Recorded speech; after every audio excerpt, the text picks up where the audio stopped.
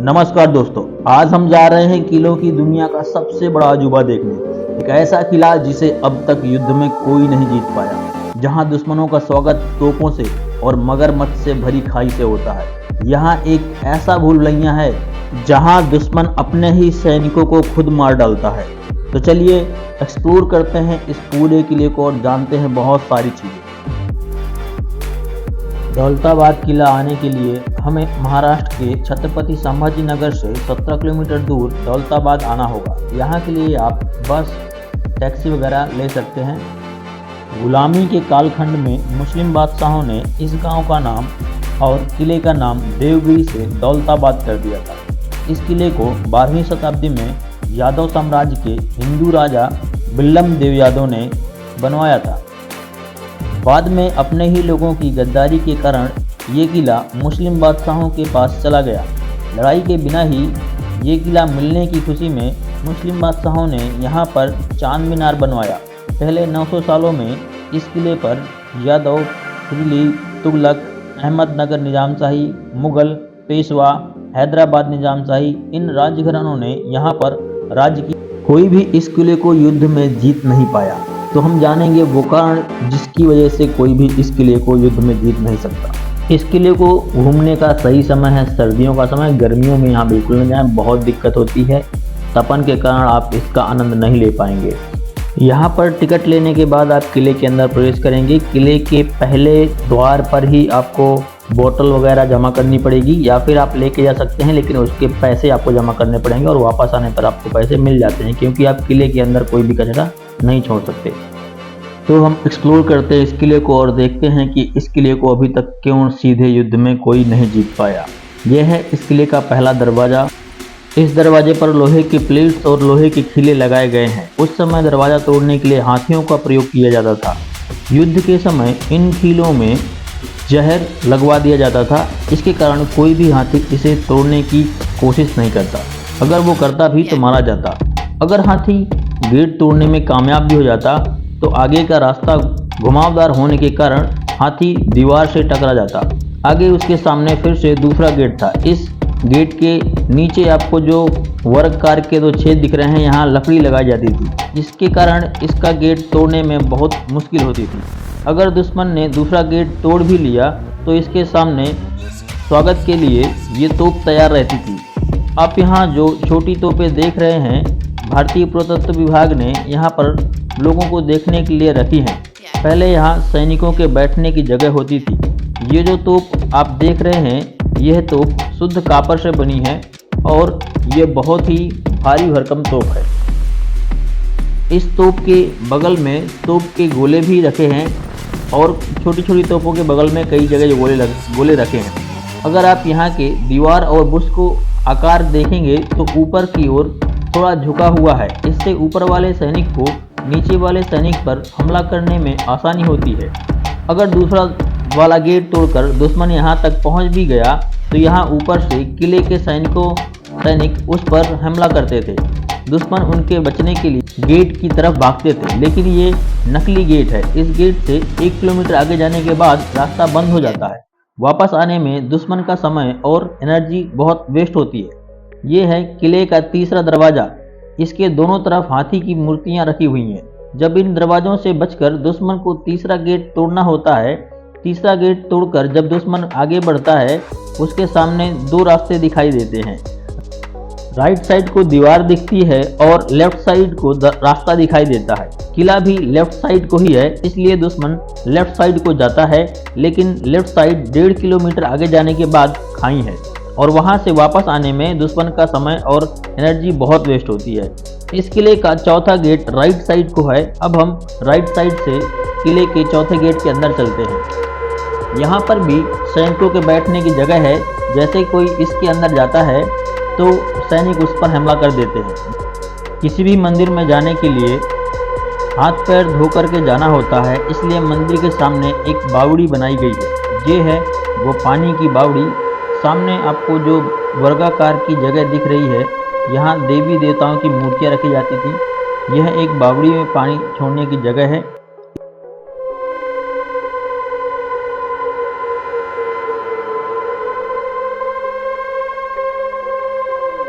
आगे हमें ये सीढ़ियाँ दिखाई देती हैं। अब हम इन सीढ़ियों से ऊपर चलते हैं। इस किले में लोगों की संख्या बढ़ने के कारण पानी की किल्लत होने लगी, इसलिए ये तालाब लगाया गया है। इस तालाब को हाथी तालाब कहते हैं। इस तालाब को भरने के लिए बहुत सारा पानी चाहिए। उस पानी की व्यवस्था ऊपर पहाड़ों पर एक तालाब बनाया गया है, वहाँ से मिट्टी की पाइप लाइन यहाँ तक लगाई गई है। पानी का प्रवेश कम करने के लिए यहाँ वाटर पंप भी बनाए गए हैं। ये है वो वाटर पंप। हाथी तालाब के बाजू में ही एक बहुत बड़ा जैन मंदिर है, लेकिन ये जैन मंदिर भी मुस्लिम बादशाहों ने तोड़ डाला। मंदिर के बाहर ही टूटे हुए खंभे और मूर्तियाँ के अवशेष हैं। अब हम इस मंदिर के अंदर चलते हैं। आपको सामने जो पिलर दिखाई दे रहे हैं, इनके ऊपर एक छत हुआ करती थी। ये जैन मंदिर हेमाड़पंथी शैली में बनाए गए हैं। हेमाड़पंथी शैली का निर्माण यहीं से हुआ है। महाराष्ट्र में 11वीं और 12वीं शताब्दी में जो हेमाड़पंथी मंदिर बनाए गए हैं, वो इन्हीं यादव वंशज ने बनवाई थी। मुस्लिम बादशाहों ने यहाँ बनी सारी जैन तीर्थंकरों की मूर्तियों को तोड़ डाला है। देश आज़ाद होने के बाद हिंदू और जैनों ने अपने मंदिर मांगे तो मुसलमानों ने भी मंदिर देने से इनकार कर दिया। ये झगड़ा और बढ़ने लगा तो उस वक्त के कलेक्टर ने यहाँ भारत माता की मूर्ति रख दी।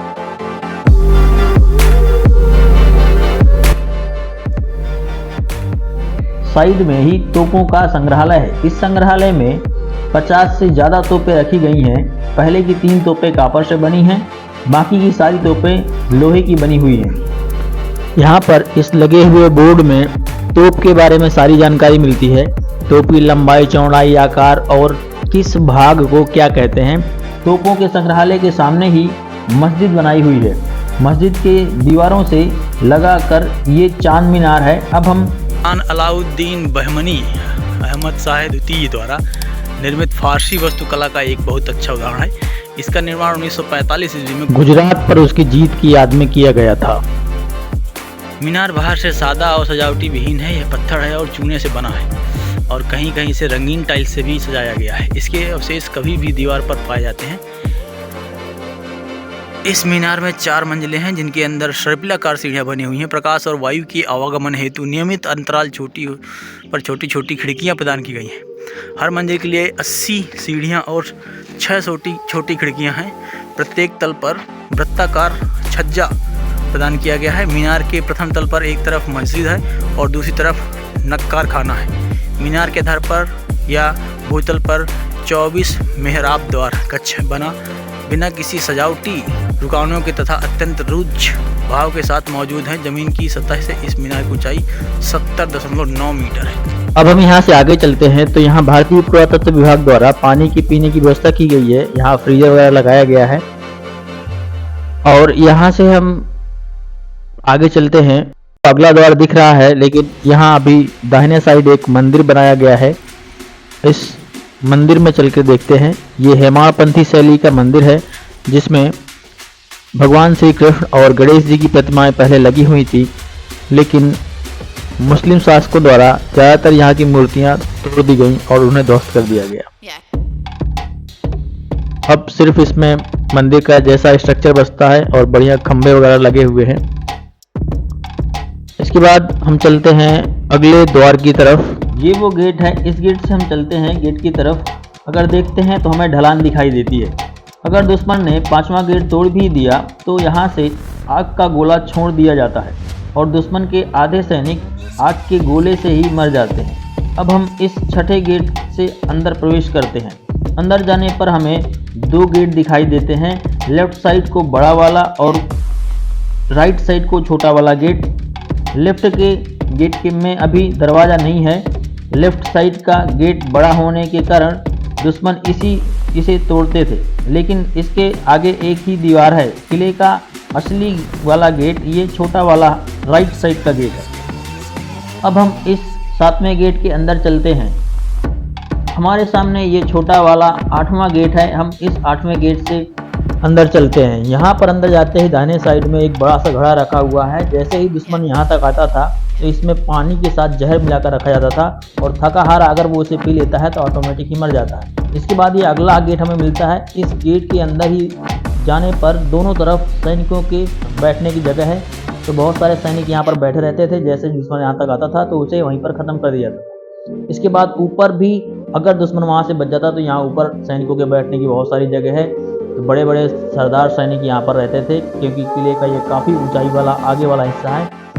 तो यहाँ तक पहुँचते पहुँचते दुश्मन बहुत मुश्किल से बच पाता था। इसके बाद ये आता हमारा 10वां गेट। 10वें गेट से अगर कोशिश करता भागने की तो ये गेट कुछ दूरी पर जाकर के ख़त्म हो जाता है। इसके आगे एक दीवार है, तो दुश्मन यहाँ से आगे भाग ही नहीं सकता। हमें आगे जाने के लिए इस गेट के बाहर आके सामने रास्ता है, सामने वाले गेट पे हमें जाना होगा 11वें नंबर गेट पे। इसके ऊपर हमें जाने के बाद बहुत बड़ा एरिया दिखाई देता है यहाँ पर, और यहाँ ऊपर आपको देखने को मिलता है चीनी महल, जिसे चाइना पैलेस भी कहा जाता है। यह 2 मंजिला इमारत है। एक इमारत का खंडहर है जो कभी बेहद खूबसूरत थी। इसमें गोलकुंडा के कुतुबशाही राजाओं में से अंतिम अबुल हसन ताना साहब को 1687 में औरंगजेब द्वारा कैद कर लिया गया था, और तब तक उसे यहीं पर कैद रखा जब तक उसकी मृत्यु नहीं हो गई। अब हम किले के अंदर चलते हैं। ये अगला द्वार है 13वां द्वार। इस द्वार के अंदर जाते ही बहुत सारा स्पेस है। यहाँ एक बड़ी सेना तैनात की जाती थी। अगर दुश्मन यहाँ तक आ गया तो इस सेना से निपटना भारी पड़ता था। यहाँ पर ऊपर एक बुर्ज दिख रहा है। इस बुर्ज के ऊपर एक बहुत बड़ी तोप रखी गई है। उस तोप को ऑपरेट करने के लिए यहाँ से सिस्टम बनाया गया था। यहाँ तोप को आग लगाने के लिए सामग्री वगैरह रखते थे। ये बुर्ज के ऊपर तोप रखा हुआ है, उसका नाम है मेढ़ा तोप। मेढ़ा तोप दरअसल एक बहुत बड़ी तोप है जिसका इस्तेमाल कीड़े तोड़ने के लिए किया जाता था। मेढ़ा या भेड़ की मुखाकृति के कारण सामान्यतः इसे मेढ़ा तोप कह दिया जाता है। इस तोप का बाहरी भाग तांबे से ढाला गया है, जबकि भीतरी भाग के निर्माण में लोहे का प्रयोग किया गया है। इसकी कुल लंबाई 5.30 मीटर है और नली का आंतरिक व्यास 20 सेंटीमीटर है। बुर्जनुमा एक ऊंचे आधार पर स्थित इस तोप को एक धुरी पर लगाया गया है और आवश्यकता अनुसार इसे दाएं बाएं या ऊपर नीचे घुमाया जा सकता था। तोप के ऊपर विविध वनस्पतिक अभिप्राय बनाए गए हैं। इसके अग्रभाग में अंकित एक लेख में बादशाह औरंगजेब 1658 से 1760 ईस्वी का पूरा नाम उसकी उपाधि के साथ अबुल जफर मोहनुद्दीन मोहम्मद औरंगजेब बहादुर आलमगीर बादशाह गाजी अंकित है। तोप के मुख पर अंकित अन्य लेखों में खुदा की मदद से फतेह नजदीक है और खुदा पर ईमान लाने वाले सभी उसकी हिफाजत में है अंकित है। एक लेख में इस तोप का नाम किला सिकन कहा गया है। लेख में इस तोप को बनाने वाले मोहम्मद हुसैन अरब का नाम लिखा है। आंशिक रूप से ढके एक अन्य लेख में इसमें प्रयोग किए जाने वाले गोला बारूदों की जानकारी भी प्रतीत होती है। यह तोप भारत की सबसे बड़ी दूसरे नंबर की तोप है और इसकी मारक क्षमता लगभग 9 से 10 किलोमीटर है। इसके आगे अगर दुश्मन पहुंच भी जाता तो यहाँ उसका सामना होता एक 100 फीट गहरी खाई से, जिसमें मगरमच्छ और जहरीले सांप रहते थे। ये जो पुल आप देख रहे हैं ये भारतीय पुरातत्व विभाग द्वारा लोगों के आने जाने के लिए बनाया गया है। पहले इसकी जगह एक चमड़े का पुल होता था जिसे युद्ध के समय हटा लिया जाता था। तो यहाँ अधिकतर सैनिक आकर के इसमें गिर जाते थे।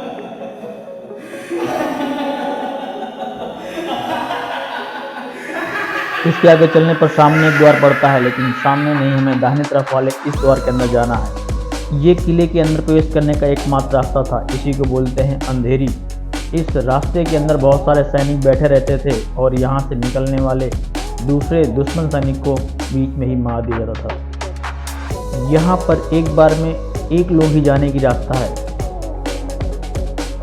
ये सीढ़ी पहले नहीं थी, भारतीय पुरातत्व विभाग द्वारा ये बनाई गई है बाद में। इस रास्ते से अंदर जाते ही दुश्मन का अंदर सिर काट दिया जाता और सिर काट करके उसका धड़ और सिर इस छोटे से छेद से बाहर फेंक दिया जाता, जो बाहर सीधे खाई में गिरता और खाई में मौजूद पहले से बहुत सारे मगरमच्छ और सांप वगैरह उसको खा जाते। किले के अंदर प्रवेश करने का सिर्फ मात्र एक ही रास्ता था, ये अंधेरी। अगर यहाँ पर सैनिक पहुँच जाते, अंदर पहुँचते ही हर जगह 2-2 द्वार हैं और अंदर पहुंचते ही ऊपर से यहाँ पर गर्म तेल और गर्म पानी फेंका जाता था। दुश्मन जब तक ये समझ पाता तब तक वो गर्म तेल और पानी उसके ऊपर डाल दिया जाता। अंदर जाते ही यहाँ पर आप देखेंगे हर जगह 2-2 दरवाजे टाइप दिखते हैं। यहाँ पर समझ पाना बड़ा मुश्किल है कि किस दरवाजे से अंदर जाना है। ऊपर जाने का रास्ता तो सीधे नहीं है, यहाँ कई बार नीचे भी आना पड़ता है, फिर बगल में जाना पड़ता है। तो इस दोनों में से कौन सा रास्ता चूज करें ये बड़ा मुश्किल है। ये सोचते ही तब तक वहाँ बैठा सैनिक उसको मार देता, लेकिन यहाँ पर इतना अंधेरा रहता है कि कुछ दिखाई ही नहीं देता। अभी जो लाइटें आपको दिख रही हैं ये लाइटें पुरातत्व विभाग ने लोगों के आने जाने के लिए लगा रखी हैं। अब यहाँ से जैसे ही सैनिक घूम के जाता तो वहाँ से आने वाला सैनिक भी यहीं पर मिलता। इस तरह से दोनों दुश्मन सैनिक ही आपस में लड़ जाते। यहाँ पर ऊपर जाने का रास्ता एक साइड से है, इस सीढ़ी से ऊपर हमें जाना होता है। ऊपर जाने के बाद भी ऊपर एक स्लाइडिंग डोर लगाया गया है जिसको पार करना बड़ा मुश्किल है और वो डोर बंद रहता था।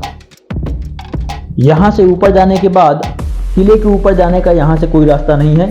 अगर आप यहाँ वहाँ भटकते हैं तो भटकते रहेंगे। नीचे यहाँ पर आपको सीधे खाई देखने को मिलती है जहाँ से आपका काम तमाम हो सकता है, या दूसरी कोई सेना होती है, सैनिक होता है उसका भी। तो यहाँ से अंदर हमें वापस आना पड़ेगा अंधेरी के, और अंधेरी के अंदर आने के बाद यहाँ पर हमें वापस रास्ता देखना पड़ेगा, क्योंकि अंधेरी के अंदर से ही वो रास्ता है, बाहर से कोई रास्ता नहीं है। और सिर्फ एक रास्ता ये है अंधेरी का जो किले के ऊपर तक जाता है। तो इस रास्ते से हमें ऊपर जाना होगा। अंधेरी के बाहर निकल करके हम किले के ऊपर पहुंच सकते हैं, लेकिन यहाँ भी सिंगल एक पर्सन के जाने की रास्ता है। तो ऐसे में बीच बीच में यहाँ सैनिक रहते थे जो किसी को भी मारते थे। इसके बाद यहाँ से हम ऊपर पहुँच जाते हैं। ऊपर पहुँच करके सीढ़ियों से ऊपर आप काफ़ी दूर जाना पड़ता है। यहाँ पर आपको मिलता है एक गणेश मंदिर जिसे पुणे के एक पेशवा ने बनवाया था। बहुत ही अच्छा और रमणीय स्थान है। यहाँ पर आप बैठकर रेस्ट कर सकते हैं क्योंकि किला अभी बहुत ऊंचाई पर है। ये लगभग मिडिल पॉइंट है, इससे कहीं ज़्यादा ऊपर आपको जाना है। और जैसे जैसे ऊपर जाते जाते हैं वैसे यहाँ पर चढ़ाई और सीढ़ियाँ सीधी होती जाती हैं तो और दिक्कत होती है। अभी फ़िलहाल हमें बहुत ऊपर जाना है। एक सस्पेंस सा है इस किले में, जैसे ऊपर जाते हैं तो लगता है कि किला ख़त्म हो रहा है लेकिन और आगे होता है। अब यहाँ पर आप देख रहे हैं ये सीन आप इतिहास की किताबों में कई जगह देखने को मिल जाती है। औरंगाबाद फोर्ट के नाम से ये सीन यहाँ पर दिखाई जाती है। अभी इसके अंदर चलते हैं। यहाँ भी एक गेट है, इसको कहते हैं 12 दरबारी।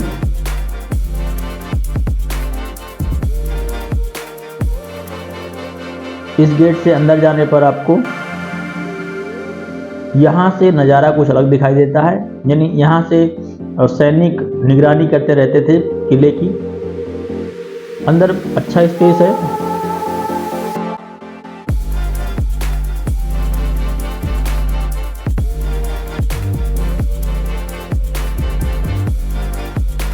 यहाँ से घूम घूम कर सीढ़ियाँ बनाई गई हैं और बीच बीच में यहाँ पर द्वार दिए गए हैं बाहर किले के देखने के लिए। और अंदर पहुँच जाते हैं। ये 12 दरबारी है। यहाँ पर 12 दरवाजे हैं इसके अंदर, महल के अंदर। और बाहर निकलने पर हमें लगता है कि ये ख़त्म हो गया, लेकिन फिर से ऊपर सीढ़ियाँ हैं और किले के ऊपर जाने का एक और रास्ता है।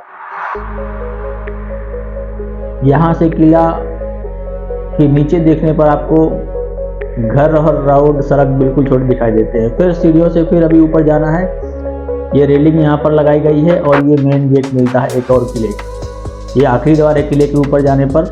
इसके बाद द्वार नहीं है, लेकिन यहाँ पर ऊपर जाना हमें किले का वो ऊपरी छोर है बिल्कुल ऊपर।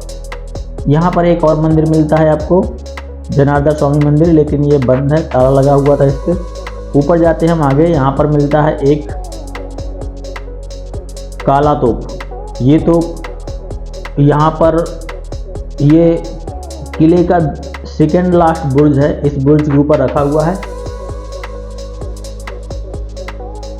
देखने में ही ये बहुत भारी तोप लगता है और यहाँ से इस पूरे किले की निगरानी कर सकते थे। ये तोप चारों तरफ घूम सकता था।